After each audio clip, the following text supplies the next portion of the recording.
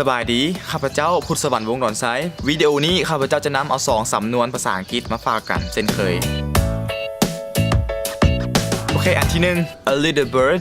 told me คันแปลตามโตนกน้อยบอกค่อยสำนวนนี้เขาจะเอามาใส่ในตอนที่เขาบ่อยากบอกแบบว่าเขาฮู้แรงข้อมูลหันมาแต่ไสหรือว่าเขาฮู้แรงข้อมูลหันมาได้แนวใดเขาก็เอาสำนวนนี้มาเว้าเนาะเพื่อเป็นการแบบว่าบ่อยากต่อเรื่องอย่างนั้นนะแบบมีคนบอกค่อยอะไรก็แล้วสิบ่อยากก็โอเคเขาจะฮู้มาแต่ไสมาซั่นซี่เนาะเขาเลยว่า A little bird told me โอเคยกตัวอย่างมีคนถามว่า How did you know the news How did you know the news แปลว่าจะฮู้ข่าวมาจะได้จังไดหรือว่าจะฮู้ข่าวมาแต่ไสแล้วเขาบ่อยากตอบความจริงเขาก็บอกว่า Oh a little bird told me a little bird told me มีความหมายว่ามีคนบอกค่อยจริงๆแล้วเขาก็อาจจะฮู้นำผู้ใดผู้หนึ่งแล้วเขาก็อาจจะฮู้แบบว่าโอเคมาแต่ไสเนาะเขาก็เลยบ่อยากบอกเขาก็เลยบอกแบบซื่อๆว่า a little bird told me a little bird told me อันที่2 drink like a fish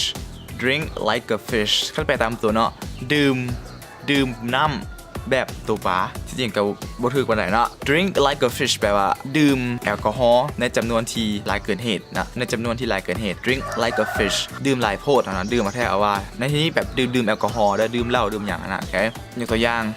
Alan drank like a fish yesterday Alan drank เป็น verb 2ของ drink นะแปลว่าแบบเป็นอดีตเป็นเมื่อวานเนี่ย Alan drank like a fish yesterday เมื่อวานนี้